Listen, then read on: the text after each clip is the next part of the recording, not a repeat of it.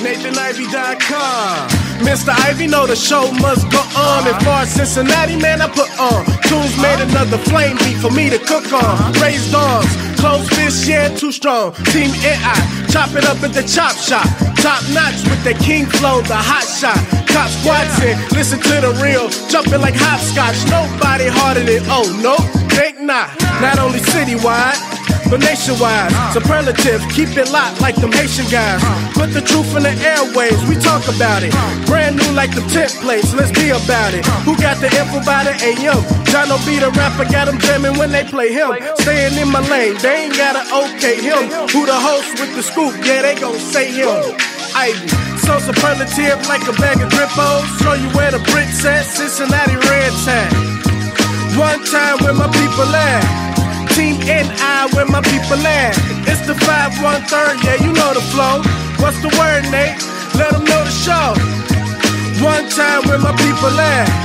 Team NI where my people at. My people at.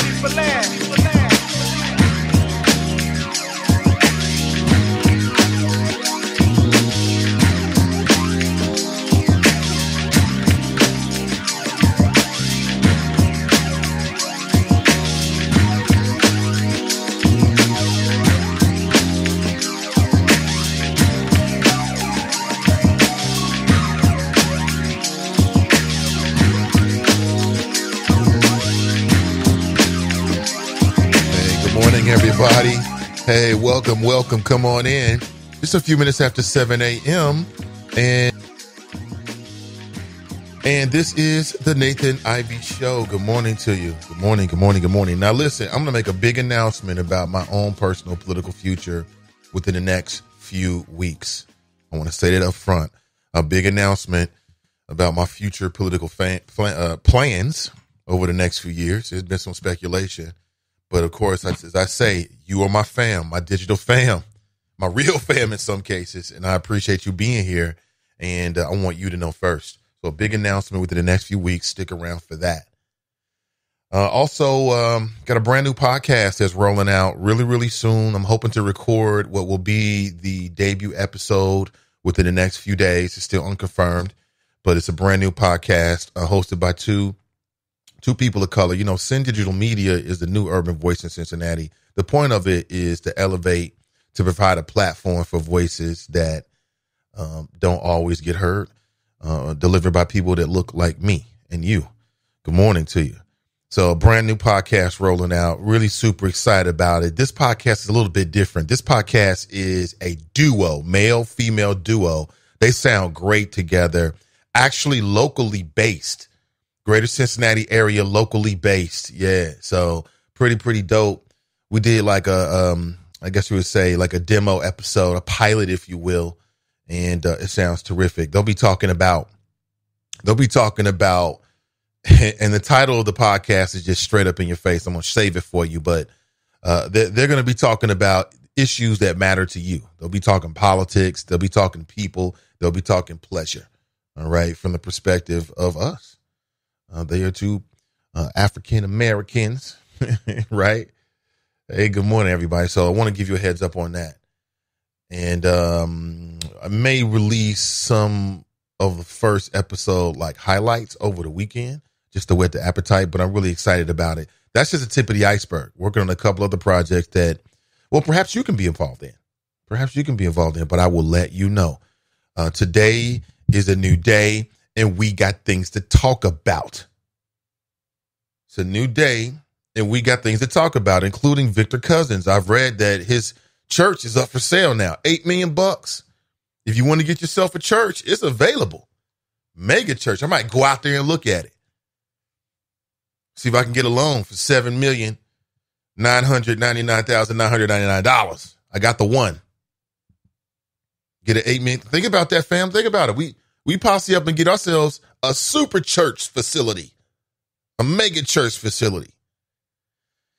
Somebody's going to snap it up. Think about that. That would be dope. A mega church. So I'm not sure what's happening with Victor Cousins. Like the last time we talked with Andrea, who is always so nice to come on the show. And, I could tell that a lot of this stuff has really been getting down on her. This is the part that's not reported in the media. You remember when she came on last and she talked about how Victor Cousins had some of his minions, they were going after her, and that he had taken like some videos of her, maybe the two of them when they were together intimately, and was trying to put them on the internet or extort her. Well, apparently ain't nothing changed. May have gotten worse. I got a chance to converse with her yesterday and trying to get her on the show. Okay, we'll see. Maybe today, maybe next week to give us an update. I made the mistake of saying, you know what, I love the drama. She hit me up like, this is my life, Nathan Ivey. I'm like, you're right. Sorry. I didn't mean it like that. But, we've been following this story since the very beginning. Victor Cousins, that's a black preacher in the greater Cincinnati area. You know me, man. These predatory preachers, I can't stand none of them. I hope they burn in hell slowly. Using God's word to basically swindle people. I don't have no respect for that, man. None whatsoever. And Victor Cousins was basically, he had girlfriends stashed away. He was living good off the fruit of the congregation. That's what happened with this property. Apparently the congregation got hip and stopped paying. Which is just another example of the power of the people. Power of the people. If we can do that with Victor Cousins, then we can surely do that with these local organizations in the greater Cincinnati area that disrespect us, that disrespect our dollars. Surely we can. So if I'm able to make that connection, I'll let you know. But I thought that was a quite interesting development. And she said the last time we talked, which I can't remember what it was, I remember her saying like, look, we got some serious forces coming to get Victor's Cousins. He will be exposed. And then, she had a connection with the brother down in Atlanta who has a very popular show. I can't remember his name. He featured her. Woo, man. Can you say problem? It looks like he's moved on now. Apparently he was paying her off with money from the church. She had the receipts. She sent them to me. I saw them.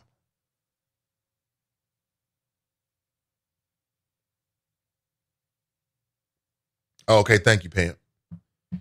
I meant county though, CTY. Pam, see, Pat cares. Thank you, Pat. Damn, you can tell somebody cares when they see you slipping, like you got some fuzz in the back of your hair. They'll come up to you and say, you got some fuzz in the back of your hair. People that don't care won't say shit. Thank you, Pat. Or they just don't notice it. But back to this, man. So I feel, remember Andrea, it was such a bad thing because she was based in like New York or something like that. And then Victor Cousins was trying to convince her to uproot herself and her children, move all the way to Cincinnati. And that's where I had a problem with it. Like if you're a single guy and you're juggling different women, okay, you ain't married. But, here you are trying to get single mothers to relocate across the country, across the region. Now you're dragging the kids into it. I mean, come on, man. You got to have some decency. Even in the game of Ussy, you got to have some kind of decency. It can't be all about that, right? Where are the fathers? Where are the fathers? Good morning. How many people know somebody that vapes? Vape is the new thing now.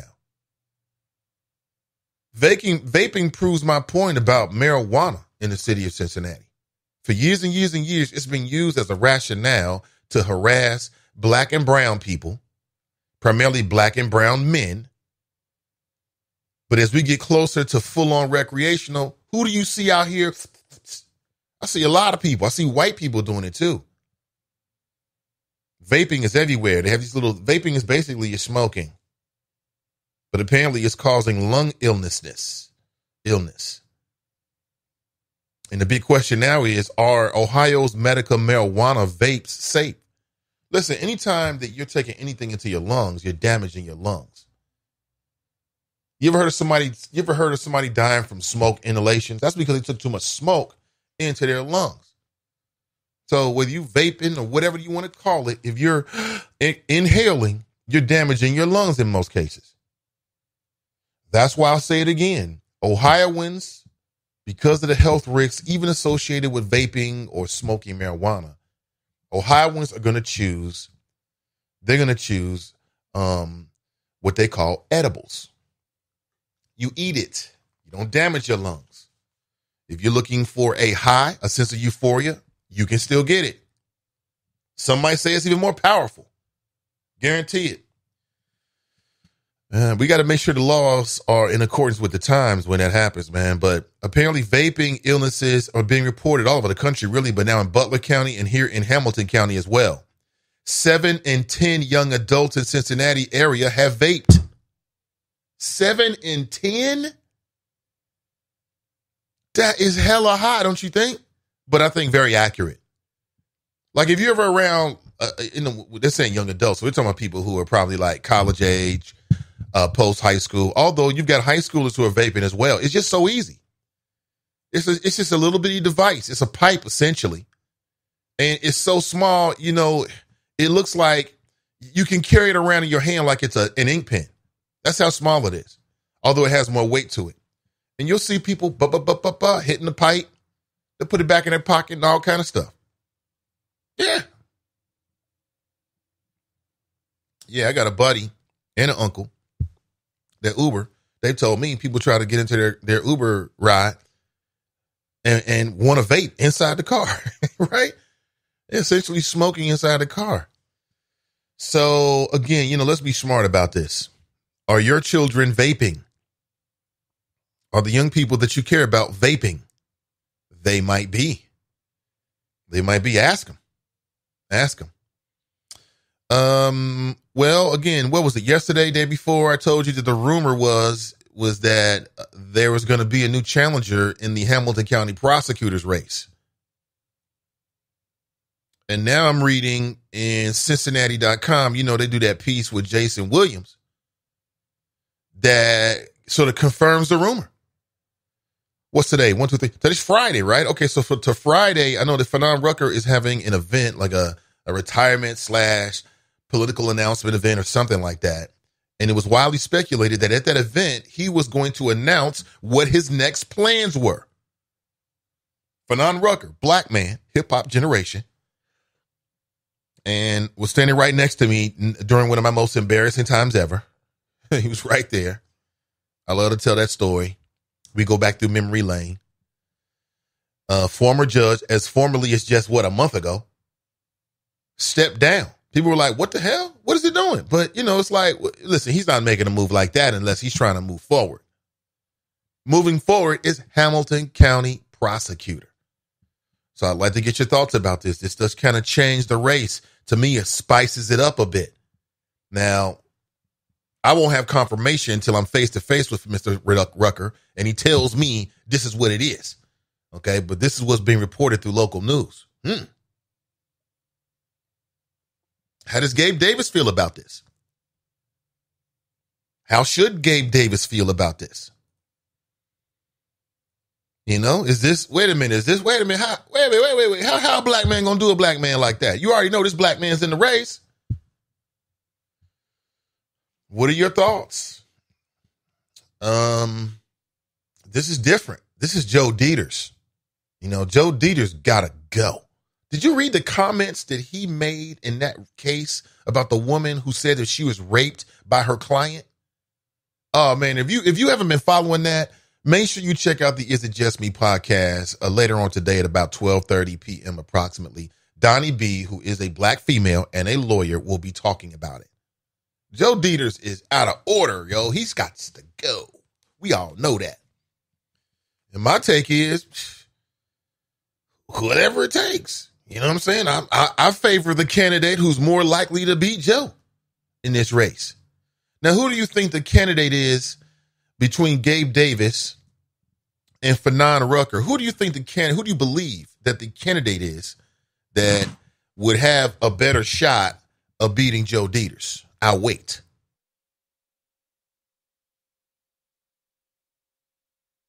Got it? Because I love to hear it. I love to hear it. 513-873-7134. Tanika writes, go for it, Pastor Ivy. You know what? You encouraging me. Can I get a loan for $7,999,999? I mean, stranger things have happened. You know what I'm saying? I'd move the show out there. We go we go live with a sermon a couple times a week. I'm just having some fun early in the morning with you. That's it. What I really want to get your thoughts about is Fanon Rucker running for Hamilton County Prosecutor. Do you like the way that sounds? If you like the way Gabe Davis running for Hamilton County Prosecutor sounded, then how could you have a problem with the way it sounds when I say Fanon Rucker?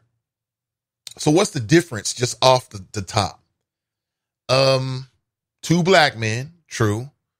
Both have great resumes, true.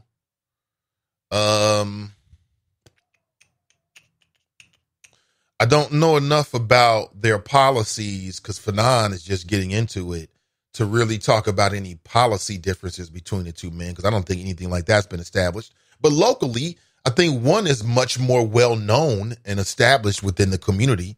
And when I say community, I mean black community than the other is. So Fanon Rucker is far more well known and far more established than Gabe Davis is. All those things would be important, right? In a political race, I think so. Man, so what does that mean? Does Gabe Davis drop out? What happens? Very curious. I'm very curious to know your opinion about that. What do you think?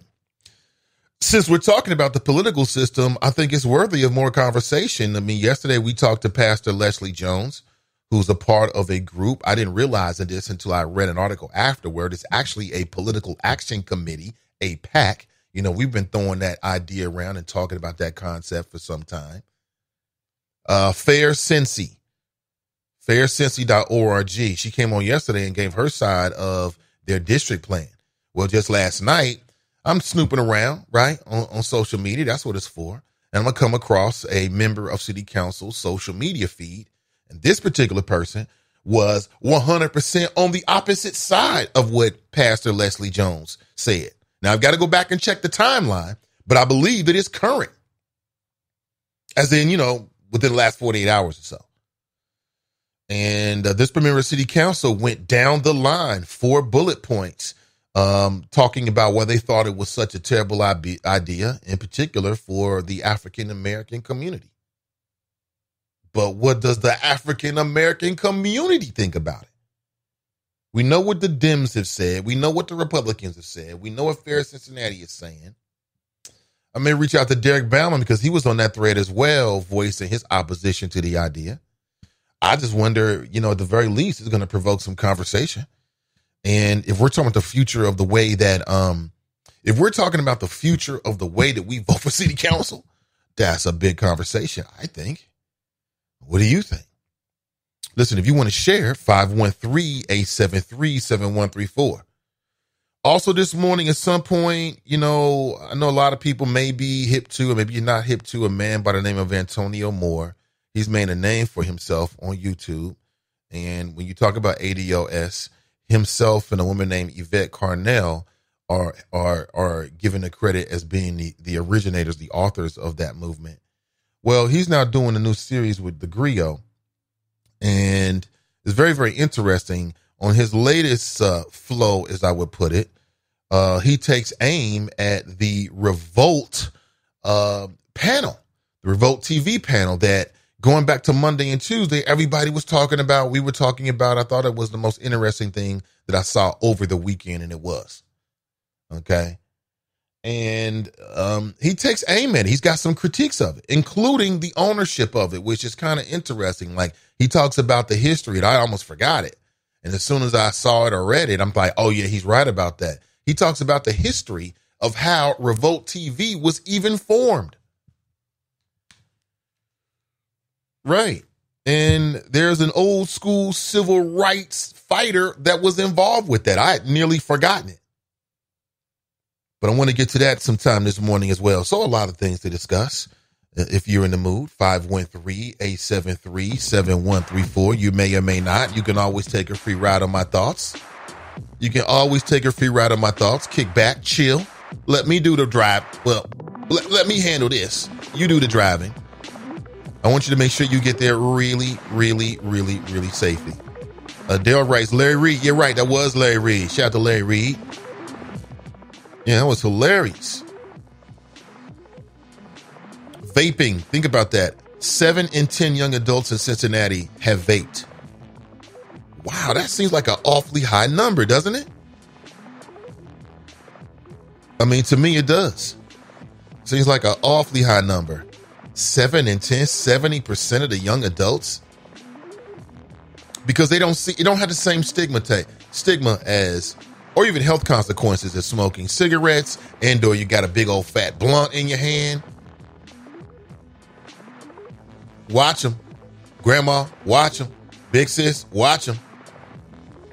See one of the young people in your life acting kind of suspiciously with something metal in their hand, you never know. Yes, Americans love their drugs. Americans love their drugs. No place for blackface. Yeah. This week was a not so good, very terrible, bad week for Justin Trudeau. He got caught with, several images of him that came out while he was in blackface and brownface. Justin Trudeau is the current prime minister of Canada. Jesus Christ, man. All right, more national news, and we're going to get back into it local. I just want to set the table here, things we'll talk about. I want to talk about how Colt is going to stop making AR-15 rifles for customers. Wait a minute. And people told me that it was impossible, that you should never look to the manufacturers of these weapons to have any kind of responsibility whatsoever. That's what people try to tell me. Yeah, people try to tell me, what you mean the gun manufacturers, all they doing is making the weapons of destruction and death and mayhem and chaos. How could they be responsible, right? Colt, the manufacturer of the AR-15 rifle, has announced that it's exiting the consumer rifle market because the demand for the semi-automatic gun is waning. Now, is it waning because there's a stigma against it? Because there's been so many shootings, mass shootings, where the perpetrator uses that type of weapon? I don't know. What if we didn't have any of those AR-15s and those type of weapons and they were available for consumers whatsoever? I mean, would you feel like you're losing your constitutional rights? I would not. Speaking of firearms, of course, we've been trying to set up a CCW class to get it kicked off. And I put it out there for Saturday, and I did get a response. Although the bigger response was for the one of the first 2 weeks in October. Things changed. I get it. It could have been that Saturday was better back when it was originally offered. What was that, August? And now in October, your schedule has changed and it's all good. Okay. So if we don't get a certain amount, and I do have the amount in my head, then what we're going to do is just push everything to when most of the people can be there. And it looks like that's going to be either the first or second Sunday in October. So just a few weeks away. Okay. I'll say it again. We're going to do it with the Ride or Die folks, Forte and his crew. And the cost will be $90. You can Cash App or PayPal me, The Nathan Ivy Show, for either account. I will leave it in the account until you're actually confirmed and you're going to actually attend that event. If something should happen, I'll refund you, of course. It's 4 hours. No, it's 8 hours. As I understand, it's 4 hours in the class, 4 hours, training with the weapon. Somebody asked me yesterday, like, could you do 4 hours on a Saturday and then 4 hours on a Sunday? Because she has adult HDAD or whatever the hell the acronym is. I can't remember fast enough. And I thought, wow, that's a novel idea. Go in for 4 hours and then come back the next day. I don't know. I'll run it past Forte and his crew. I don't think that's the strangest request in the world. But if not, that's just what it is. Most people are going through the whole 8-hour training. What will you need to bring? Well, what you'll need to bring is yourself and your firearm if you want to. You don't have to. If you do, you should bring 50 rounds of ammunition because that's what we're all going to be. We're all going to do 50 rounds apiece when we go out into the target, which I think is pretty substantial, right? And to give you a real sense of the gun, I think, and firing the weapon and getting used to the recoil and things like that. If you, again, if you don't have a weapon, don't worry because they will provide weapons as well. Okay. And let me know. I'm going to put up an event page and put it inside the friends page so you know. So good morning to you. See, Mr. Avery writes, good morning. Good morning to you, Mr. Avery. Tanika writes, good morning, Nate. Pat writes, good morning. Good morning to you, Pat. Daryl writes, good morning. Good morning, Daryl. Ray writes, good morning, all. Ray is prolific on Twitter, y'all. If you're on Twitter, you got to follow Ray. Daryl writes, now some of his minions were attacking a woman who posted that church was for sale on Facebook. So-called Christians making death threats, shaking my head. Yeah. I conversed with Andrea yesterday just a little bit. I think that's the woman you're talking about, or maybe it was someone else. And it was very clear to me that she's under stress because the minions of this church are upset. You can't get upset with her. You can't get upset with her. You got to get upset with him. He's the leader. He's the person in power. I'm just a big believer that if you're the leader, then the rules are different for you. You know what I'm saying? You can't do what everybody else do. It's just what it is. So these are Christians giving this woman death threats? For what? I mean, she got played like everybody else. You know, she thought she was the only one. Remember? I remember the story quite vividly. CJ writes, good morning. Hey, good to see you. Dale writes, come to find out, his recent wife left him and moved back to PA because she found out he's cheating on her too. LOL, really? Well, it could be the Victor Cousins. Like I told you, man, trauma does a lot of things to people. And Victor Cousins could be reacting from some childhood trauma. But the way that he's decided to, or the way it's manifested, is sexually. And I ain't making no excuse for anybody, but it sounds like dude got a problem, or that's just how he is. He always gonna be. I mean, some of that stuff is unhealthy. Like, yeah, a heterosexual man wants woman. You want women. But at the point at which your pursuit is impacting your life in a negative way, don't you realize, let me back away from the table a little bit. But I saw some images of them, and I'm just going to say, sometimes a man can find himself in a spot. He's like, oh man, I'm shining. What? I ain't never experienced this kind of attention from women before, and then they don't know how to deal with it. Like Dwight Howard. Tracy writes, the CDC has found middle schoolers vaping. The damage is not all the pipe. It's also the flavoring used to attract kids. Man, they always getting kids with the flavoring and the packaging.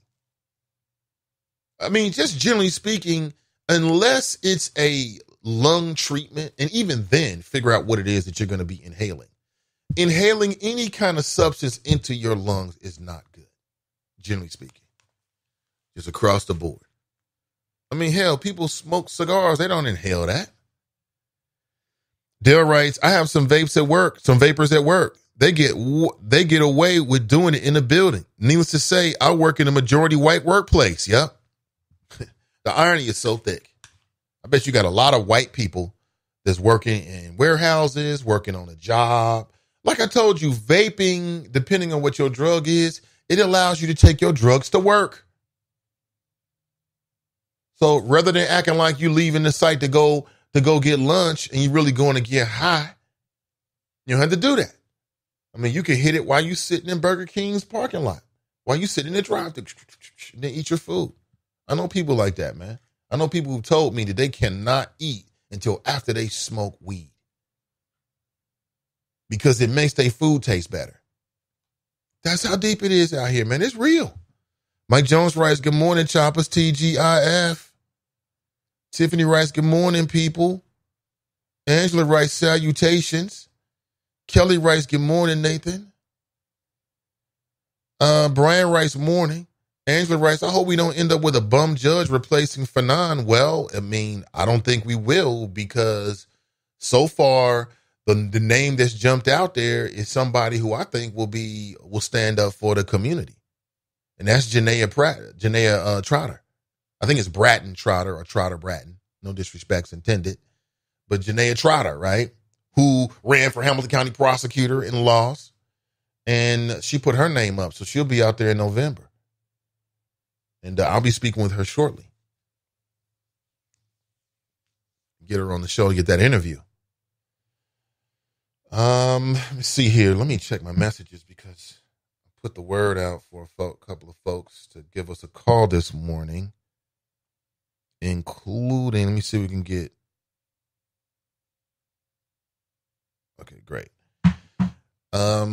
Yeah, I agree with you, but I love to see Janaea there. Okay. But what do you think about the move of him to run for Hamilton County Prosecutor? Okay. And, you know, there may have even been some interactions between those two men. You know what I'm saying? Like, to me, this is one of them situations where it's the best candidate, right? And then whoever can beat has the best chance of beating Hamilton County Prosecutor, current Hamilton County Prosecutor Joe Deters. Who do you think will give a better fight? This could get real interesting because I think that Fanon has the ability. Like, Fanon is an amazing orator. You know, he's an amazing orator. He's very, very good on his feet. He's very good in front of people. He has a way with words, right? He knows how to rock a crowd, connect with people. I've been in crowds, right? Many, many times at events, and he's spoken, and he's just very naturally gifted that way.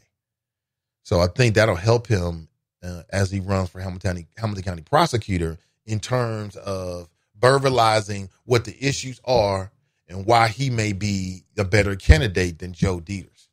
I think he'll do that quite effectively, especially within the Black community. Okay, well, outside the Black community, how do you think that people will react to these two individuals? Right? You can't say Fanon is not experienced. He's been a judge for over a decade. Right? So he's got the experience. Now, this is a different Fanon Rucker than 15 years ago. This is different now. You know, now 15 years later, he's older, he's wiser, a few more grays, and I think has even more fully established himself within the community. So I think it's going to be very, very interesting. Joe Deters has to go, period. Kelly writes, Nathan, sup, morning, chop shop. Hey, Kelly, good to see you. Good to see everybody. Daryl writes, Black folks always got to criticize other Black folks and can't wait to jump at the chance. I give a damn who owns Revolt TV and how it got started. It was about the messages that came out of the summit for me. You're right, Daryl. I feel you on that, but maybe he has a point. We're talking about Antonio Moore in his recent video challenging the overall, utility of the conversation that happened at Revolt. And they did this past weekend. You had the Revolt conference, the summer conference. And as a part of that, they do a hip hop and politics panel, and things popped off because of the nature of the people who were on the panel. And a lot of people gave him credit for having that conversation. Antonio Moore says, wait on all that credit-ish. Let's wait and see. He may have a point. Daryl writes, it wasn't Andrea who was getting those threats, Nate. Okay, great. Sissy Tigers writes, Brenda Cobb started the page. Cincinnati past and present. She is the admin. She is the one receiving the hate, Nathan. She posted the story and the church folks came for her, not Andrea. Okay, wasn't aware. Thank you. Let me jump in there right now, actually. Really? Why would they get mad because she posts a story? That's what she does. That's what they're doing. They got a lot of stories in there. You know, they're just mad because they're still trying to block for Victor Cousins, it sounds like. Why would you be mad at her? It makes no sense. You know what I'm saying? You know, that's the classic, like, you know, you find your girl cheating on you, so you wild out on her. Well, you should be talking, and you try to wild out on him, right? And you're displacing your issue. It's not his issue. He don't know you. He's looking at her like the same way you used to look at her. Like, opportunities. You know, don't get mad at somebody posting on Facebook. Get mad at Victor Cousins. That's what you should be mad at. Brenda writes, happy Friday, Nate and Chavez. Step into the AM. Very interesting. Joe Dieters versus question mark, Democrats face primary battle as longtime judge prepares to jump into the prosecutor's race. Now, this was posted, yesterday? But of course, the rumors have been out there since he stepped down. I mean, since he stepped away from the bench, the rumors have been out there, right? Yes, they have. So looks like Jason Williams may or may not have confirmed it, but I wouldn't be surprised. I think there's a reason why Fanon Rucker decided to make that move. And some of it has to do with the timeline and, once he leaves, what happens, things like that. Okay, great. Let me see here. That is hilarious, Tiffany. He said, can we break this up? That is hilarious, man. I don't know. Maybe so. Angela writes, I ran into Gabe Davis at the African American Chamber. The brother needs a bit more energy. The link is on my Facebook page. Hold on one second. I'll post it inside the Chop Shop here. Yeah, I'm not here to criticize anybody, but I've heard those things about Gabe and energy and things like that. But, I think that I don't think that should disqualify you from politics. I think it's really about the quality of the way that you represent the people. But all that stuff matters when you're trying to run for office and get people's attention and things like that. All that stuff matters. So let me go here right now and grab this. And I want to put it here for everybody so you can check it out for yourself. This is from Cincinnati.com. Hopefully the paywall doesn't get you. There it is. Boom. There it is. Morning, Corinthia. Kim writes, step into the AM. Good morning. Brenda writes, happy Friday, Nate and the Choppers. Marlon writes, no guns for Negroes. Good video on the history of gun control in our community. Right. To disarm our communities. And meanwhile, everybody else is strapping up. Think about that now. How do you feel about the prospect of a black male judge, Fanon Rucker, getting into the Hamilton County prosecutor's race? This would be his second time around.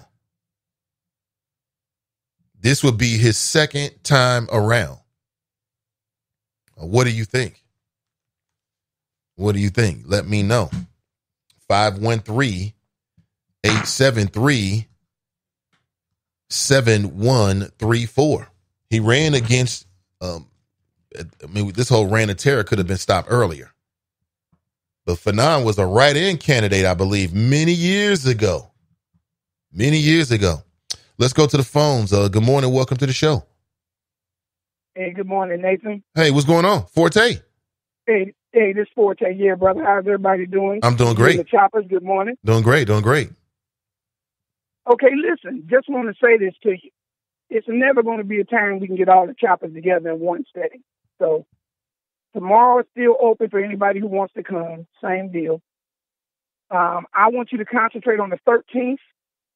And then that way I could try to get another crowd for the 13th. I set up something tomorrow specifically for the Choppers, but my common sense told me to open it up to some other people. So either way, I'll be okay. Okay, good. But if one Chopper or 10 show up, we'll be prepared to deal with them. And the 13th will be the day that you can focus on to try to get the bigger crowd if they can make that day available for themselves. Yeah, a lot of people saying that works better for me. I put something up on social media, so it works better for them, should I say. Yeah, we got a busy weekend. We doing Saturday, and we doing Brown Girls on Sunday. Brown Girls got 30 people coming. So that's great. We'll be busy this weekend. That's great, man. I love to hear it. I'm glad to hear it. So 13th, we'll focus on the 13th then. Okay, but just leave, fine, but still leave it open. Once you come tomorrow, tell them that 62.25 bets. They're welcome to come at 8 o'clock. Okay, I certainly will. Okay, and I hope that Mr. Rucker can take that seat if that's what he decides to do. Okay, all right. Hey, Forte, thanks for the call, man. We'll be talking soon. All right, hang in there, brother. Yeah, most def. That's most Def. That's Forte. He was listening. So there it is. You got an open door. But we're going to focus on the 13th of October. But you got an open door there. I love it.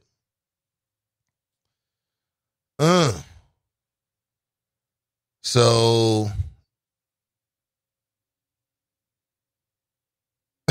what Cam in here going off, man? Y'all is hilarious. Oh, man. Somebody writes, yeah, the story has taken an unfortunate, unforeseen, and unsettling turn of events. People have been disrespected and played. Somebody writes, who gets the money when it sells?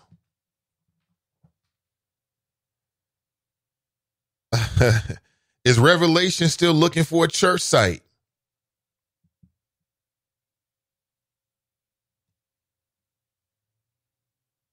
Okay, I'm getting a text again. Hold on.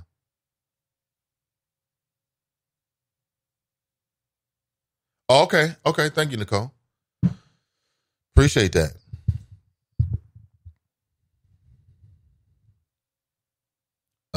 So there's definitely a lot of interest. Great. I'm glad to hear that. We'll get it popping. Let me see here.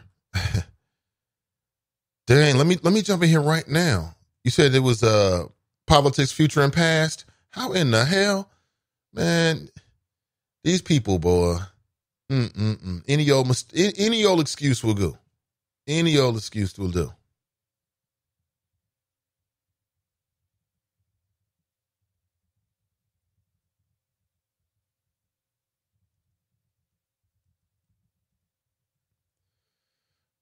Available. Sorry about that.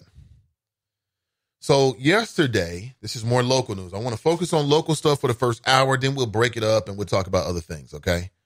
For the first hour, I want to talk about local issues. So yesterday, they had a get-together for the Ohio Kings.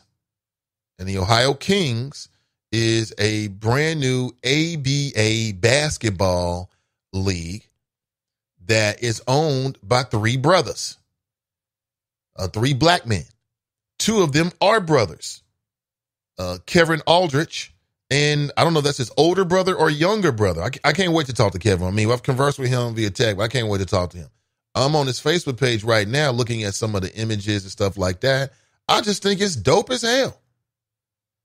I just think it's so dope. Kevin Aldrich did what we've always said, which is posse up with your friends.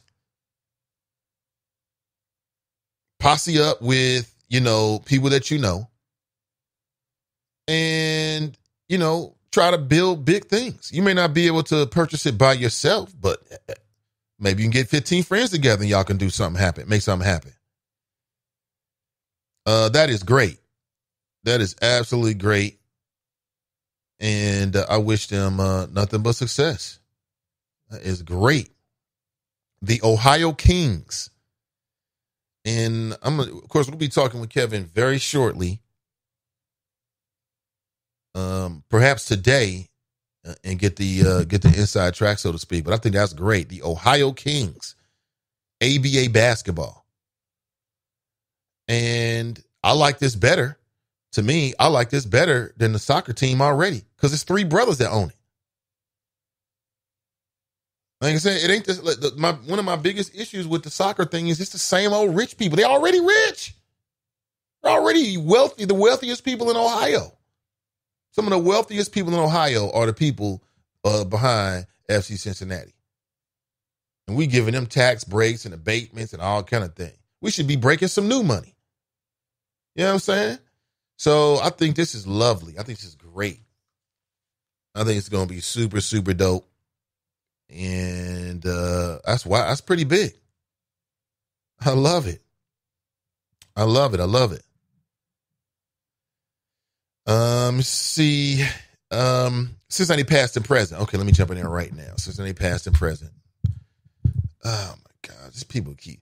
I mean, it is what it is, though. That's how people are gonna be. You know what I'm saying? If they're gonna voice their opinion one way or another. Let me see here. I just realized I'm in a lot of damn groups. I didn't realize that. I didn't realize Cincinnati past and present. Let me just type it in. Cincinnati There it is. All right, let me go in here. Damn charlatans. You love Jesus, but you in here threatening people. Where they at? Where they at? Here they are.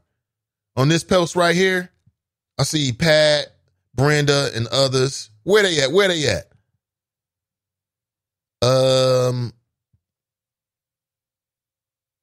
See here. Death threats. This is a damn shame. That'll scare the bejesus out of somebody. You know, normal folks can't handle no damn death threats. Oh, I see Andrea's on here. The great bishop has done all the above. And number 7 is an abomination, sowing discord among brethren. Seems to me he has sown discord among the flock. Wait a minute. She got a little link here. Oh, it's some Proverbs. Oh, she hitting him with that biblical. We hit him with the biblical then. Somebody named Stella writes, don't be mad at me because you gave your puss away and didn't get a ring on it. And then she's got like 3 laugh emojis. Damn.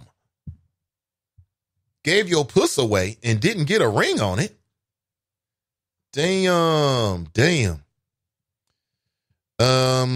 Andrea responds, you sound just like your bishop. But then again, who you follow is who you live like. It's sad you can laugh at another woman's pain, but I guess you see me in you and yours. So all you can do, since you all were silent, is project your pain on me. And that's okay, heart emoji. I will do what your church doesn't seem to know how to do and apologize for you for your pain, sis. Much love to you. And it all falls down. P.S. If you need a church home, it's a really good one in Forest Park. Word of deliverance. You can get delivered of that ugly spirit you carry and get the help and therapy you all need. Damn. The hell? See, but she's kind of right about this. I mean, because the person who you got to blame is Victor Cousins. You're the pastor.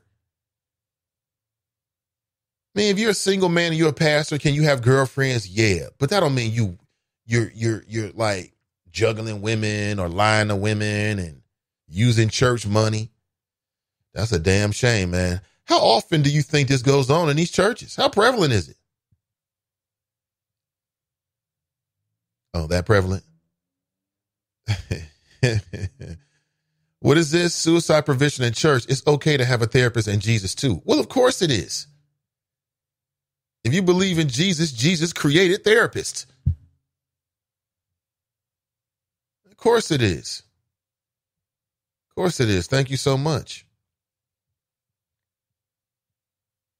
No problem with it, man. Go get your salvation and get your head together at the same time. You know, nothing wrong with sitting down talking to people. I do it every day. Angela writes, Lannis Timmons is the coach. So I will report. I will support. I think that's pretty dope. Yeah, shout out to Lannis. Former member of the school board. He quit the school board before his term and it really even got started.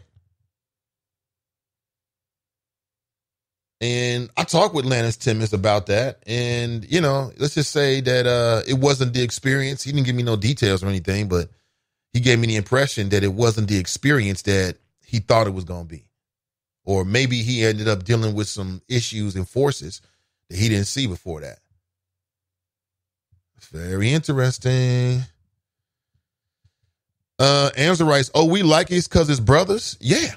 That's exactly why we like it. I'm talking about me, not you. I can't speak for anybody else. But yeah, I like it better. Yeah, I like it better. One of my biggest issues with, I'll say it again, with FC Cincinnati, among other things, was the fact that we wasn't breaking no new money. Chris Silbach, and I echo what he said on council. He was like, here we go, making rich white guys richer. That was one of my biggest issues with the project. One of them. The other ones, I just felt like it wasn't a really good use of our money for a losing ass team. Everybody making excuses. Oh, it's an expansion team. What expansion team competes in the first year? See? People, that's how the excuses start. And you're right. So for sure, for me anyway, absolutely. Dale writes, yeah, the first time Fanon ran for Hamilton County prosecutors against Dieters had a prominent black lawyer, that was Ken Lawson, on his campaign payroll at the time, and that black lawyer went hard at Fanon for Dieters. Let's just say that said black lawyer can't practice law no more. You talking about Ken Lawson? Yeah. I remember it. I remember he was doing a show on Saturdays. I remember being in the studio listening to this as I'm driving in, not in the studio, but listening to it. I was driving in. So I think he was on maybe an hour or two before me, and I was coming in to get ready or something like that. I'm like, wow. And that kind of stuff confuses people. But at the same time, it just goes to show you that not all black people feel the same way about every issue. There might have been some black people that was looking at Fanon like, you ain't ready. You're a youngster in the game. Well, that was 15 years ago. That was over a decade ago. Now it's a brand new day. You know, Fanon spent, time as a judge, which I think that should prepare you for being Hamilton County prosecutor. Aren't you going to be making very similar, decisions, justice, consequences, things like that? So I think it'll be interesting to see what people say this time. Ken Lawson ain't around in Cincinnati no more. So it'll be interesting to hear what the chatter is. Oh, you already know that the Republicans, that the pro Joe Dieters folks, they're going to do whatever it takes to get Joe back in office. Joe's got $600,000 already, was the last thing I read.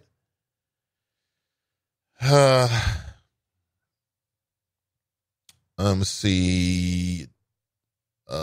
Pat writes, prayers for Iris. Yeah, prayers for Iris. Most certainly. I saw she was laid up in the hospital. Man, don't let these cats get you down like that. Iris, chill, relax. You know what I'm saying? And get back here and do what we do. But hopefully she'll be okay. I don't know the severity of it, the seriousness of it. I don't know. I don't know if it's kind of like blood pressure. I don't know, but I keep seeing these images on my timeline of her and also Kelly Prather, who's dealing with cancer as well. And Kelly, is trying to deal with it. She's not trying. She's dealing with it so gracefully and still out there doing what she can in the community. And I hope that everything turns out okay. I really do. Broadway writes, is Fanon Rucker the judge that is into poetry? Yeah, he is. He is. Mike Jones writes, Ken Lawson said he was a drug addict then and wouldn't do the same thing today. Oh, okay. Is that right? Damn. At least he can be real about it. You know what I'm saying? At least he's real about it. Yeah, he's been real about, like I said, man, them drugs can get anybody. It don't matter how tough you are, how strong you are. Those drugs can get anybody. And if you notice, drugs, it seems to really get people who, I don't know, a lot of these entertainers, a lot of these creative types, people you think would be A-type personalities, succumbing to drugs. Gets them. Broadway Flow writes, okay, I remember him now. Okay, yeah, that's Fanon Rucker. So we shall see. I thought it was going to be dope. I think it's going to be really, really, really, really very, again, like I told you, man, this next couple of years is going to be interesting. Now, who could have saw some people called Fair Cincy coming together to come up with a new district plan, although this stuff is cyclical?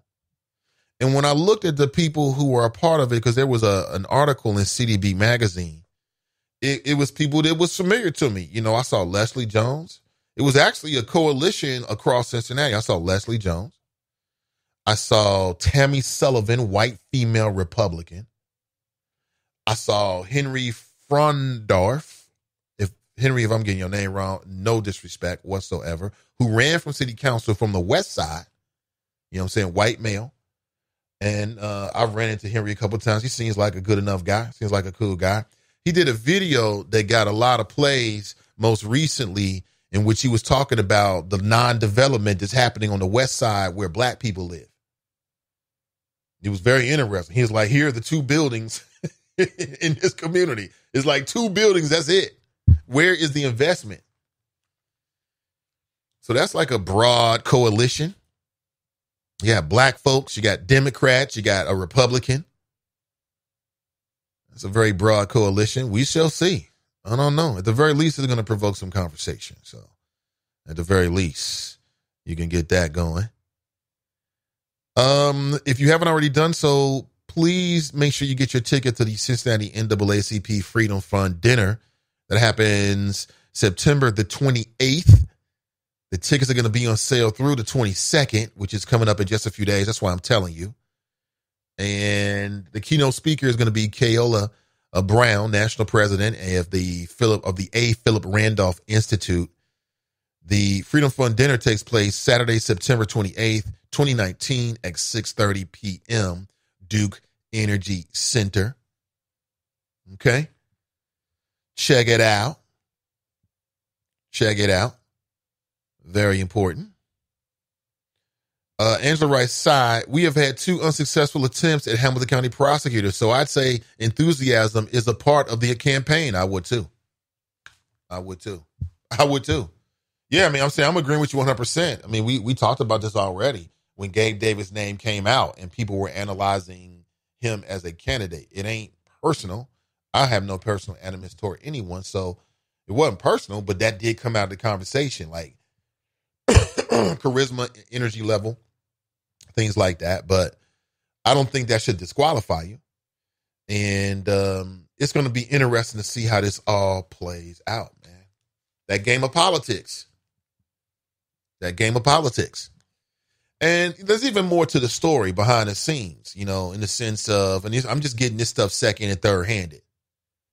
Okay, this may or may not be true. That, perhaps Fanon had given some counsel, some advice to Gabe Davis when Gabe initially put his name out there. And then Fanon ends up running for the same position. And for me, I look at this differently than when we talked about like Cedric Denson and Terrence Gregson. Remember that? And Terrence Gregson said he was running for the 33rd. And then I brought this up, and I know people did not like it, but that's what I do. I'm an agent provocateur. So I want to provoke the conversation. And I was like, well, this is a safe Democrat seat. Why would another Democrat primary that? And we talking about a black man, right? But that's different from this. This is different. In that case, you were talking about a specific district and there's already, a first-year Democrat black man that's in that position. In this case, we're talking about a position that's been a target for a lot of people in Hamilton County for a long time. That is currently you got a white male Republican who's in that seat. And people keep bellyaching about him and the job that he does. Okay, well, that means you want to do what you got to do.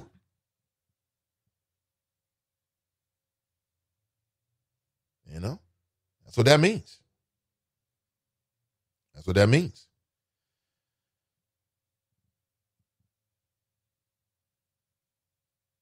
All right. Oh,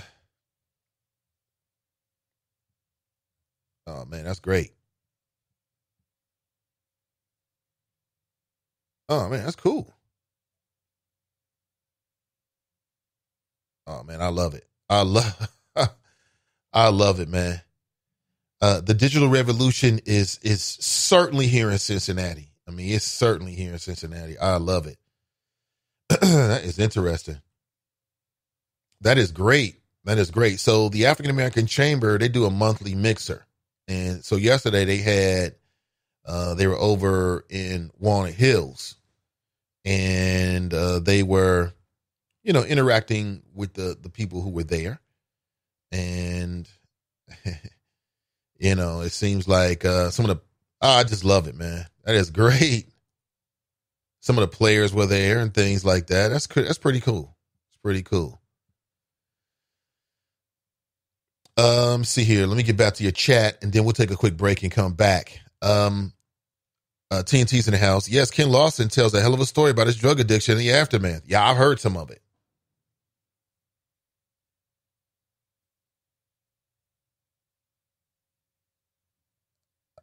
Isn't Kelly cancer-free now? I hope so. Sister V writes, Hotep, beautiful black people. Dirty Joe gotta go. Dirty Joe gotta go. Put that on Put that on the back of a t-shirt. I know that the people that support Tracy Hunter were out last night. Is that correct? I saw some video, and they're not going to give up, and I love that. It's a travesty.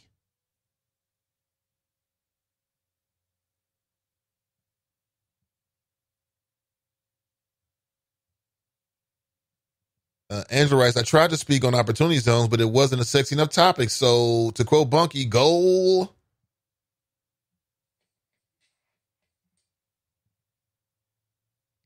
Prayers for those ladies. Absolutely. Absolutely. Be interesting to reach out to Ken Lawson and get him on the show. And to talk about, get his view. I mean, was he in Hawaii now? Something like that. So he's not really, I'm sure he still keeps his eye on what's going on. Ha ha, ho ho, Dirty Joe has got to go. Look, like I said, people are really invested in Joe Dieter's leaving. So that means that we should get really invested in the people that can make him leave. And right now that looks like Gabe Davis. And quite possibly, maybe after today, it'll be confirmed for sure. Fanon Rucker. For Fanon Rucker. That'll be, man, that's a hell of a story, right? Goes against Joe Dieters many years ago, loses, comes back, potentially wins. But here's the other thing. Let's be real here. Can and how do you think, should I say, that anyone has a chance to beat Joe Dieters? Let's be real here.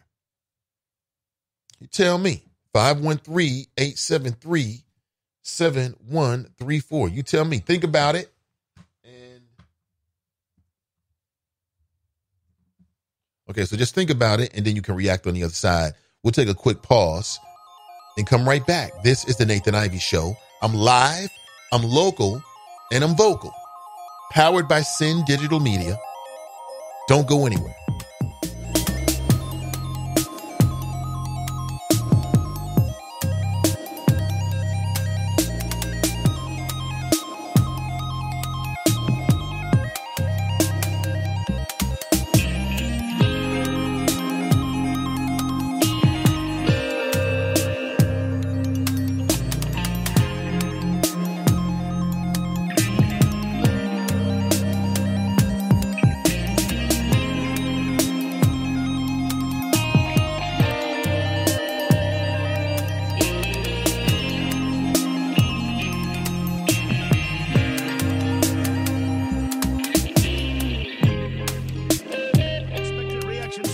Financial decisions brought to you by feedthepig.org. Well, I finally did it. I opened a 401k. So you're giving up? Just like that? Giving up on what? On getting an inheritance from a distant relative. Don't you think if there were a billionaire in the family, we'd know about it by now? Listen to me. We are one phone call away from riding horses on our own private polo grounds. One call from christening yachts, having a butler, using summer as a verb. How do you figure? Look, everyone's got a rich uncle somewhere. It's statistics. So the best thing you can do is just prepare for the inevitable. Right, which is why I thought maybe it would be smart to take control of my finances. Start using a budget, get out of debt, set some retirement goals. Budgets? Debt? You watch your mouth. Retirement shouldn't be a goal for us. It should be a way of life. When it comes to financial stability, don't get left behind. Get tools and tips for saving at feedthepig.org. This message brought to you by the American Institute of CPAs and the Ad Council. 3, 2, 1. Oh no. Which button am I? When every second counts, you can't wing it. Guys, a little help up here? In a home fire, you may have less than 2 minutes to get out. So make a family home fire escape plan. Then practice home fire drills at least twice a year so everyone knows what to do when they hear. Prepare your family at ready.gov/fire drill. Brought to you by FEMA, the Ad Council, and Make Safe Happen.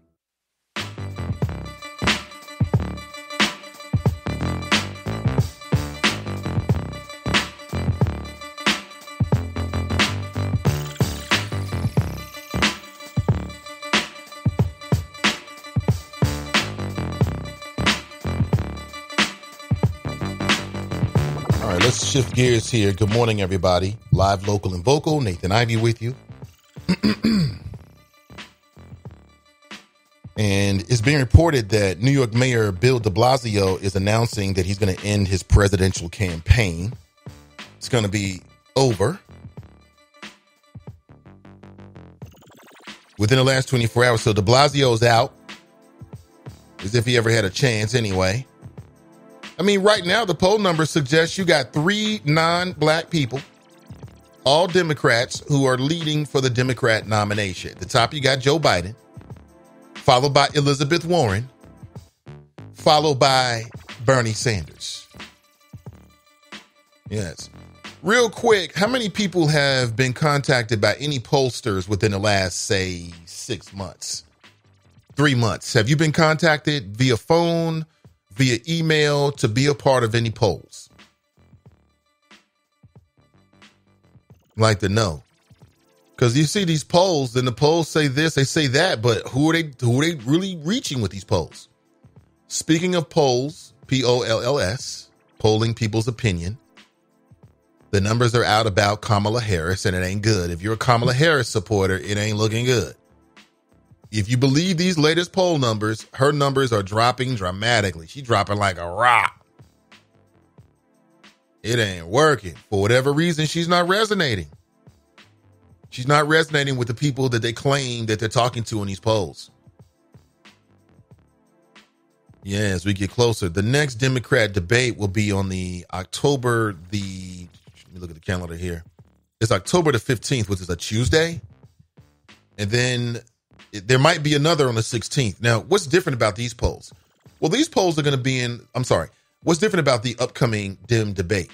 Well, what's different about the upcoming Democrat debate is it's going to be in Ohio, which means they're probably going to talk about more Ohio issues.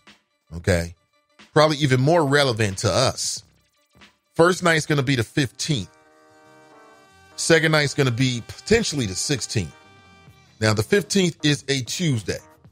Now, I'm all good for a Tuesday at, I don't know, some local minority-owned place of business where you can get something to eat and perhaps something to drink, and they've got a space for us where we can see as many screens as possible.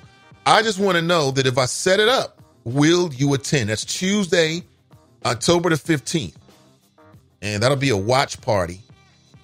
And we'll just all team up. That's Tuesday the 15th. That's 3 weeks away. Tuesday the 15th. Typically, let me double check here. Typically, these things start late. And that's the only reason why I haven't done it so far. They start a little bit late. Plus, it was so early. I want them to whittle it down so we can get to the nitty gritty. Dem Debate Ohio.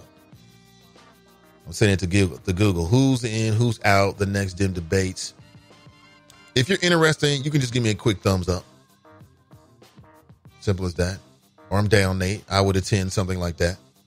Of course, we can't get everybody, but if you're interested, I like to know. I want to gauge your interest. Meet Annette Larkin. She's 76 years old. Damn, she looks great for 76. Oh, I love it, man. The digital age is upon us. I'm loving it.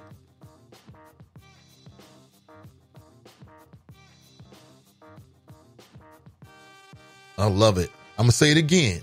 The revolution will be digitized. It will be digitized. Good morning. Okay. I see Jeff Pastor has a podcast, man. I see so many people doing Facebook Live videos, podcasts, man. It's great. What's the use of having that powerful device in your hand every day if you ain't using it to its full capabilities? Your smartphone, you spend a lot of money on that phone. Use it. Use it. You spend a lot of money on that. Use it. Good morning. Good morning. Good morning. Good morning. You see TNT writes dropping like a rock star, right? Yup. TNT writes Judge Fernand Rucker can. Even when he ran as a write-in candidate, he gave him a run for his money. But now Fanon has made an impactful foundation and built so many relationships that he is the biggest threat to Dieters. Dieters' F-ups is coming home to roost. I think that's all true. I also think it's true what Angela's saying, that Dieters has the money behind him. Well, I think, so what, can the power of the people trump the money, or is money, when it comes to politics, to say all and be all? Tell me. Don't know if Rucker will win over Dieters. He wears the bow tie. I'm just saying. What? If he wears the bow tie? What bow tie?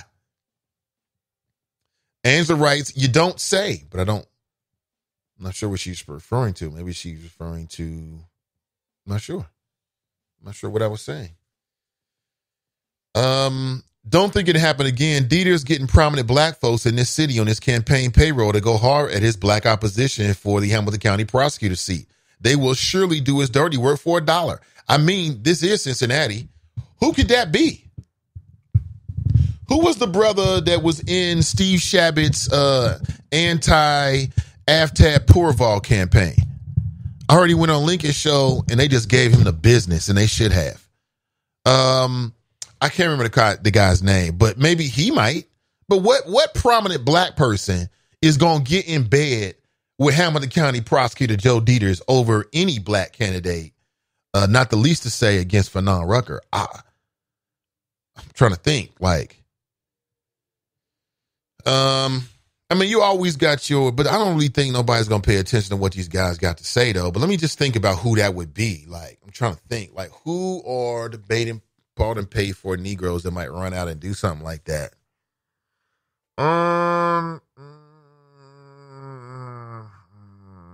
can't think of anybody. I really can't. I can't think of anybody that's going to choose to align with Dieters over, let's say, Fanon Rucker and or Gabe Davis.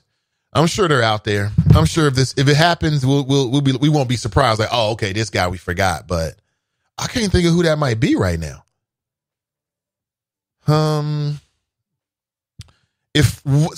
question is this: what will it take for a challenger to beat Joe Dieters, and then can we fill in those boxes if, in fact, you're inclined to do so? Because you might be like Joe Dieters, Fanon Rucker, Gabe Davis. Does it really make a difference? It's the system. There's people that feel that way. They feel like the personalities don't matter.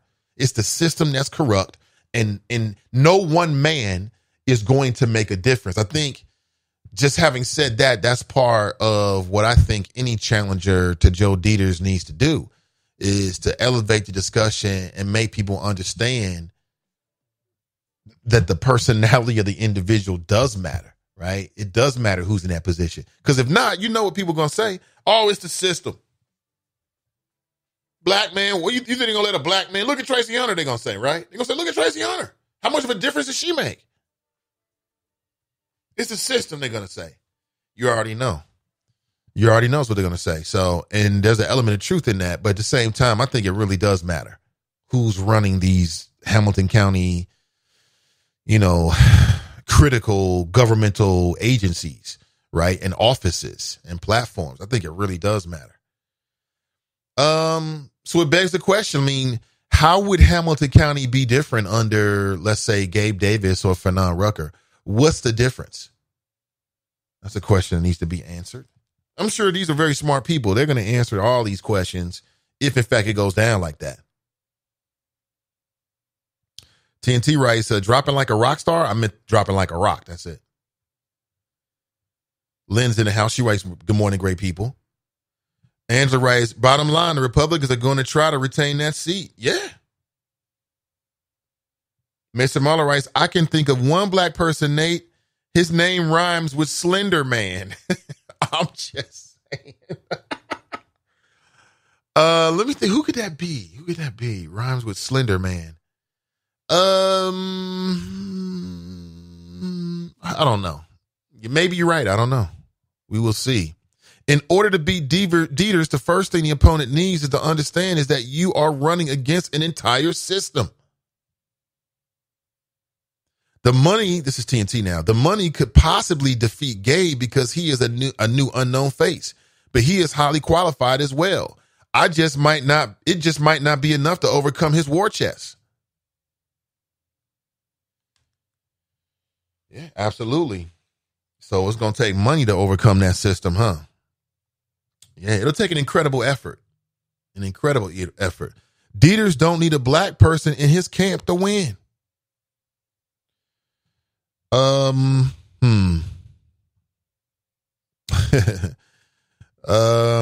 Very interesting. Fame writes, good morning. What happened to Gabe? What member of the Black Boule in Cincinnati did he piss off? These questions and more will be answered on the next episode of Soap.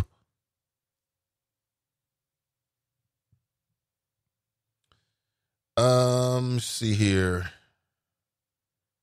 What member of the Black Boule in Cincinnati did he piss off? Well, I don't think anything happened to Gabe. He's still there. It's just that now it looks like the race is he's gonna have some more competition. That's what it looks like. Cam writes Rucker. Angela writes Otterbein. Moving backwards here. The county has changed. Who thought Dumas could win, right? True.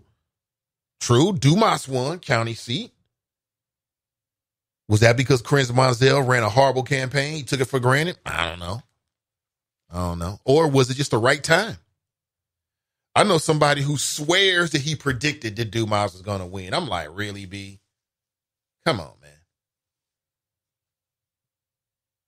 That's like saying before the beginning of the season the Knicks are going to win and they look up and win. Angela writes, they will need to crush the early vote, haul out the grills, and cue up the DJ. Right. They had to bring some celebrities to town.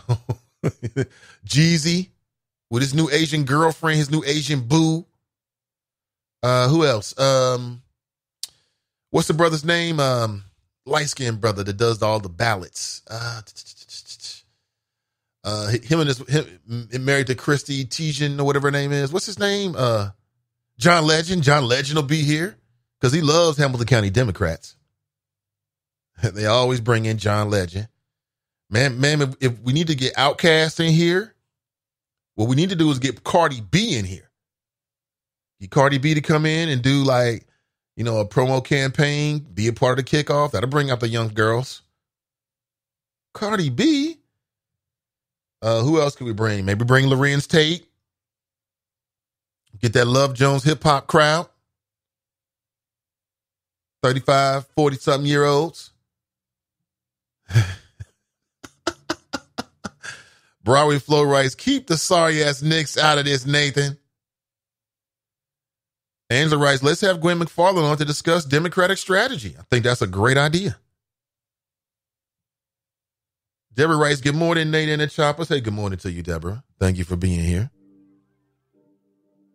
So we've been talking about the rumor. The rumor is that there's going to be a new name in the Hamilton County prosecutor's race for Rucker. I'm just asking, how does that hit you? Whom would you support? Just right now. What do you think?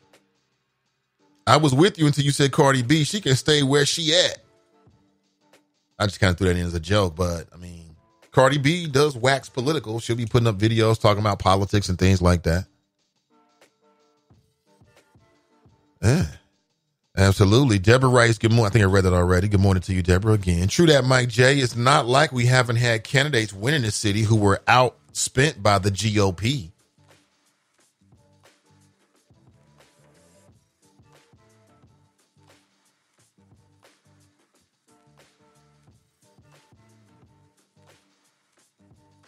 I think it's going to be great.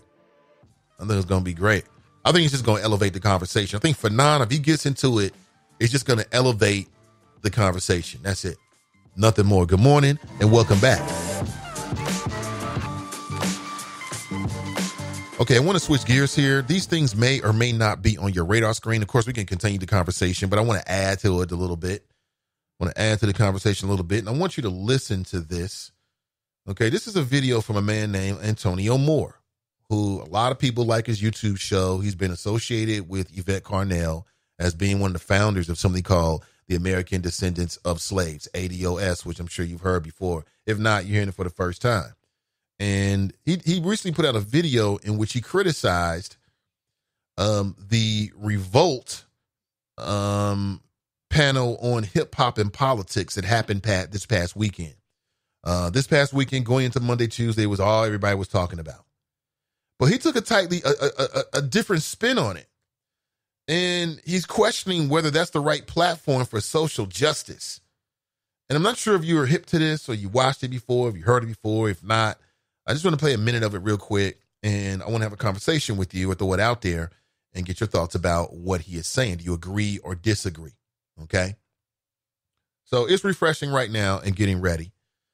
And here we go. This is Antonio Moore coming to you from Tone Talks in the Griot. I wanted to have a brief discussion about the Revolt TV Summit that aired this weekend. So essentially, Revolt TV is a station owned by Sean Diddy Combs. Initially, I believe it was set up more for a music platform, but has transitioned into trying to do more broad-based content. One of those content pieces is the actual summit that they cover, where they discuss the Black agenda, they discuss policy items, and they have celebrities and others actually join in on stage to have that conversation. I watched some of it this weekend, and I have to say that I believe while positive in some aspects, in other aspects it was limited, and I want to discuss that. Shout out first to Killer Mike for mentioning myself, Yvette Carnell, and American Descendants of Slavery in the context of discussing reparations. We're at the center of that discussion, but at the same time, I think Revolt TV suffers from a limitation by how it was created. Revolt TV was created out of the Memorandum of Understanding signed by Al Sharpton, Mark Morial, and the like in the NAACP that basically was forcing Comcast into diversity. It's unclear what ownership level that Sean Combs has in Revolt TV. What we do know is that it's not 100% black owned. At the same time, Comcast is attacking the Civil Rights Act of 1866, which essentially forces white America to do business with black folk on a simple level. You see a Supreme Court case coming to court November 13th where Comcast is basically trying to dwindle back those rights. Revolt TV has a summit and they know they do not discuss this. I think that what we have to get honest with is the limitations of that happen when white capital owns black media, or when black media isn't black owned, it's just black targeted. I feel like in a lot of ways, what you fundamentally run up against is that people don't want to get honest, that black folks got to own black content and why that's so important. In addition, T.I. went into a statement about reparations that was summarily wrong. This is according to economist Sandy Darity, all the studies that I've done on reparations. You don't need a flag and a constitution or to be part of the UN to demand reparations. ADOS just needs to be ADOS and stand up for reparations. Fundamentally, I believe that this is the problem and the limitation of black celebrity speaking on black activism without an undergirding of black history or black knowledge. I believe that as we move forward, one of the challenges that we all have to have is to ask the question, what is your resume to be speaking on what you're talking about? And I think for a lot of us, if we ask that question, it'll lead us to a much better space. So, essentially, that was a little bit of Antonio Moore. And as I told you, he didn't spare his opinion. Essentially, just think about that. So that's how Revolt was brought to the marketplace.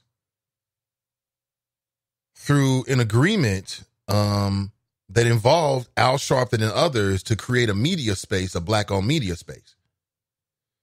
Does it matter? Let me ask you a question. Now, this is somewhat rhetorical because, of course, it matters the percentage of anything that you own.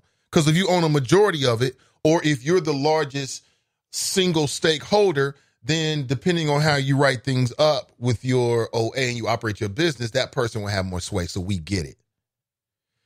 But does it lessen, excuse me one second.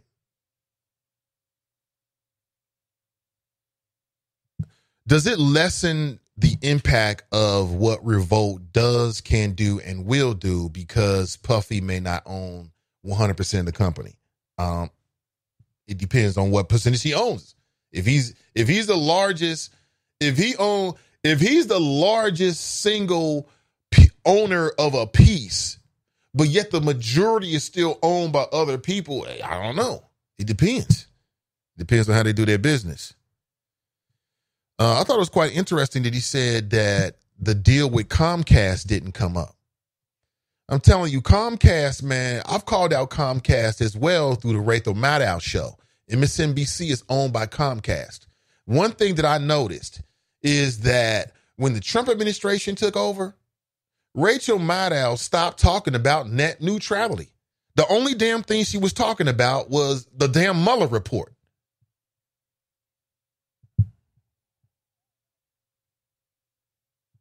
Yeah, it was a damn Mueller report. All right, I just confirmed it. We're going to get a phone call from Kevin Aldridge to talk about his new endeavor, the Ohio Kings, at about 8:45 a.m. this morning. So that's coming up in about 14 minutes. So stick around for that. And if not, circle back for that, okay? But so Comcast, I've been hip to Comcast for a while. Comcast was one of the telecommunications companies that was really in favor of dealing away net neutrality. So on some levels, I'm not sure there was his overall point about Comcast, but Antonio Moore is elucidating something that we should be aware of. Like, yeah, Comcast may own MSNBC and they may have these other, this program that's centered toward either black folks and or is toward the so-called progressive community. But what they do as a company, their values in terms of the political world can be very questionable. So Comcast not only was one of the big telecommunication companies, along with Verizon, that was really trying to get rid of your net neutrality rights. Remember that. And they also are in court very, very soon, before the Supreme Court, arguing and fighting against Byron Allen. Right? Black man, a media mogul, who is alleging through a $20 billion lawsuit that there was some racism going on. Comcast is in bed right now with the Trump administration trying to rewrite the laws as it relates to black folks and white folks doing biz together. Previously cemented in the cement that you call, I guess, judicial law, right? History. That's quite interesting. That's worthy of it. But does that mean that revolt is less than an authentic purveyor and media organization? And when it comes to black folks, I mean, I don't know. You tell me. 513-873-7134. I thought his viewpoint was quite interesting. That's what I thought. Very interesting. Mike Jones writes, this dude is on point.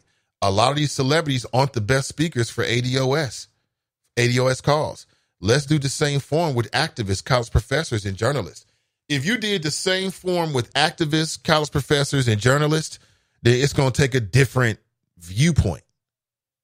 It's going to be a little bit different.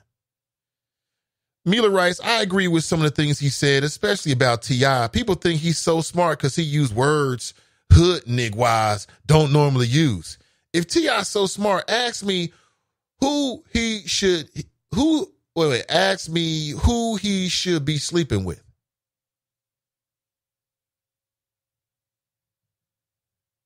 Black folks clowning the black community. What the F? What set you claiming?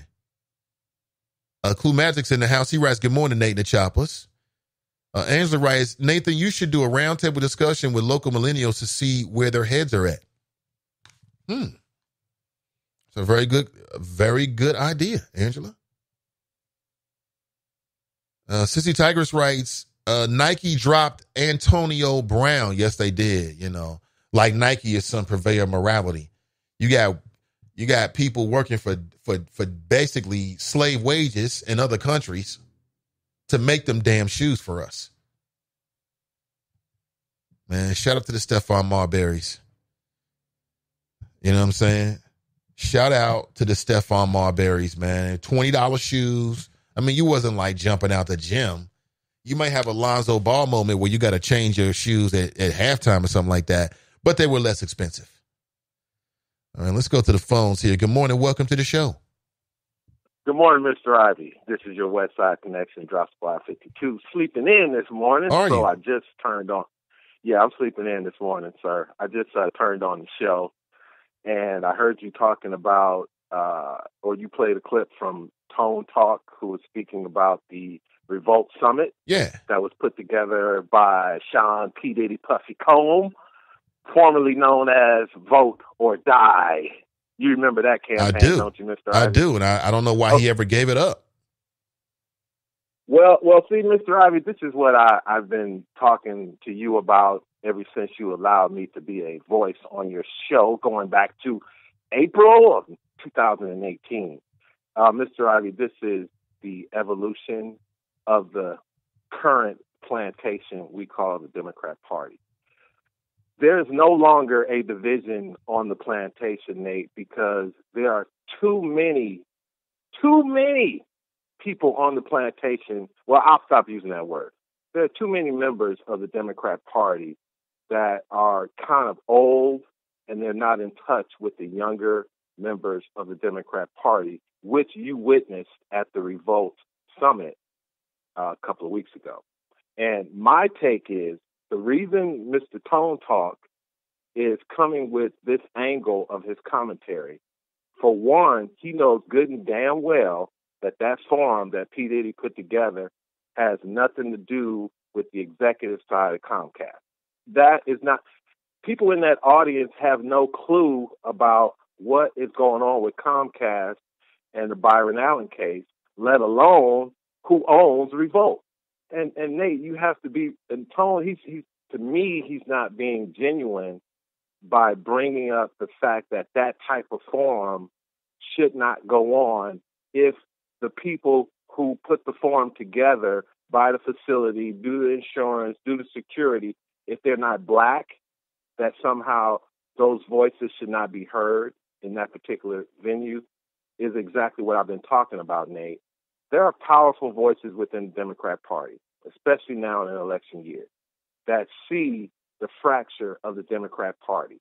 They know it, they see it, it's clear, their internal polling is showing it, and they don't know what to do, Nate. So the only thing someone does when they're backed into a corner is to fight or to run. Okay, so right now the Democrat Party is fighting. They're fighting to hold on to their base, which is more younger people than there are older people my age, Mr. Mason Waller's age. And these young people, Nate, they're seeing what is the history of the Democrat Party because of that device they hold in their hand. You can't hide it anymore. There are more people with money, I'm talking about black people with money now, that don't really necessarily need the help of the Democrat Party. But there are other aspects of politics that they are interested in. And they're asking themselves, why are the Democrats still talking about busing and segregation when you should be talking about net neutrality, starting internet businesses? I mean, Nate, what's that thing that you do with technology, where you put together a computer program, coding? Yes, that. They're not talking about that stuff. And these young people in the Democrat Party, they're asking questions. And now their voices are being heard, Nate, through forums like Revolt, through social media. So all I'm saying, Nate, and like I've been telling you for a long time now, things are changing in the Democrat Party. And this young man, Tone Talk, Yvette Carnell, Breaking Brown, ADOS, Sin Digital Media, Roland Martin, even Tommy Sotomayor and Larry Elder and Candace, Nate, these things are starting to come to the forefront now in this election year. So like I've always been saying, Nate, and I'm not going to take up any more of your time, 2020 is going to be a turning point for African American, black, people of color. It is going to be a turning point for how they view politics in this country, Democrat and Republican. So that's all I got, Mr. Ivey. You got any questions for me before I hang up and let your show, which is, I'm pretty sure, a superlative show. I'm going to go back and listen later. But any questions, sir? No questions, man. Just have a good weekend, Drop. Hey, y'all be safe in them streets in Cincinnati, Protect your children because they're the future. And please, please, please, Mr. Ivy, continue to promote Black families, Black love, and holy matrimony. Drop Squad 52, walking while retired, dropping science to anyone who wants to catch it. Please be safe out there, y'all. Yeah, be safe, man. He's walking while retired. Good for him. Good for him. That's great. Now, listen, if you're just tuning into the show for the first time, it goes like this. First hour, we typically focus on local issues, local as to the greater Cincinnati area. That's where I'm broadcasting from. These are the issues most pertinent to the people that listen to the show, so we kick off the show there. Unless there's some national issue, I mean, it's got to be super breaking news. It's got to be super, right, to eclipse that. Second hour, we open it up. We talk about more national issues. We might even talk about some cultural things, some things that may or may not be on your radar screen. If you want to share your thoughts, 513-873-7134. Now, I throw that number out there, even though I'm awaiting a phone call from a man named Kevin Aldridge. He is an African-American male. And he is going to call in and talk about his new endeavor called the Ohio Kings. ABA basketball. So it's like minor league basketball. And we've been saying that what Cincinnati, I mean, listen, we might as well go for the whole shebang now. We got the football, we got the baseball, we got the soccer. The only thing we're missing is professional basketball. Okay, here we go. And I don't know the whole ownership structure, but for what I saw, it was himself, a relative of his, perhaps a brother, and uncle, somebody, I'm not cousin, I'm not sure. And then I can't wait to hear from Kevin. And also another brother. So they were over at an event for the African American Chamber yesterday. I wasn't able to make it, but I'm glad he could make some time for it. So about 8:45 a.m. So I gave the number out. Just hold on to it. Go ahead and lock it into your phone when you get a chance to. And that way you can just one button call me if ever we bring up a topic that you might be interested in. Other than that, you can sit back and chill, take a free ride on my thoughts because we got a lot to talk about. Mike Davis writes, Cincinnati Team Summit hosted by Nathan Ivey. Mike, we got to talk, man, because I still want to work with you to get together with those brothers, man. That'd be so great. I was thinking that the other day, man. That'll be a lot of fun. I haven't seen some of them guys in years. It'd just be cool just to talk about some of the old memories, some of the old hijinks. No negativity, just all love. And who knows? We might even hook back up and go somewhere else. I think some of them cats are still working out together, man. Through life and marriage. Call me corny, though. I got married. You know, when you get married and just having kids, the time frame, you already know it. Your time frame changes. Your priorities change. Shout out to Steve and Barry Specials. That's right, the Steve and Barry Specials. You remember. I was all about it. And like I said, I'm not a cheap guy. You know, I'm just very price conscientious. I've never been cheap. I have no problem splurging on me and mine at all. When it's worth it. You know, I want to get value for my money. And again, the older I get, the closer you get to death. The older I get, the more frugal I get. I keep thinking, well, shit, I can waste this or I can put it up and give it to them. Isn't that how you think? I think that's how you start to think when you become an adult. It's like, I don't need that. You know, you start calculating it all together like, it's only $4. But fuck, if I'm doing this 2 times a week, that's $8 times 4. That's $32. Might as well round it up to 45, which is damn near 50. That's how my mind starts thinking. I think it's like the older brain. As the older you get more frugal.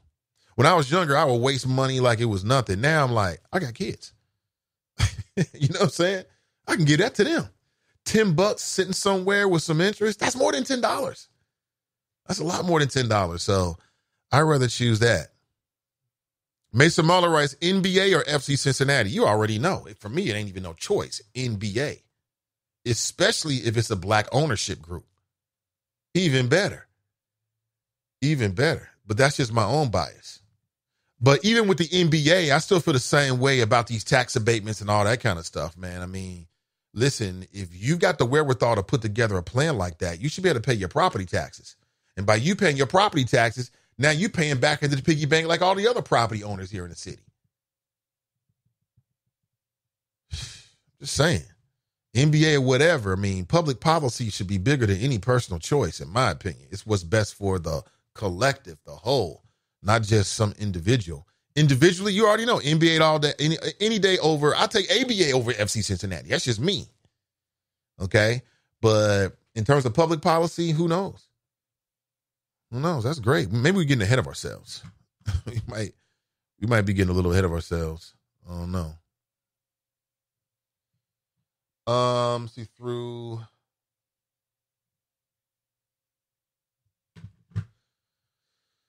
Okay, let me see here. Yeah. Okay, yeah, we're getting a call right now. Let's go straight to the phones and welcome in Kevin Aldridge. What's going on, Kevin? Good morning. Hey, good morning, Nathan. How are you? I'm doing great, man. Now, are you a morning person?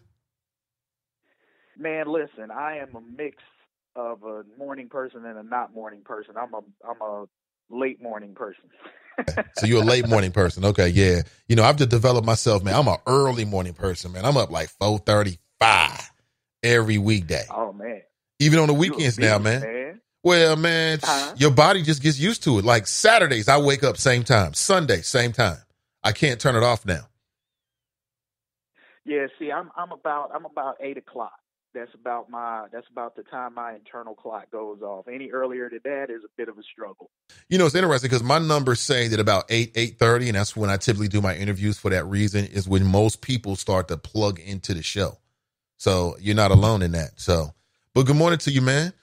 Good morning. I missed you yesterday. I just couldn't make it over there. And by the time I got close, I was driving by. It was like 7:30. I'm like, man, they gone. So I just wanted to circle around and see if we can get you on the show. How was the event yesterday? Man, the event was fantastic, Nathan. Man, the turnout was awesome. I'm not exactly sure of the numbers, but I can tell you that the place was packed. There wasn't an open seat in the house, and the energy was really high. Man, the community really received us well. They were excited about the team coming to Cincinnati, about professional basketball coming back to the city of Cincinnati.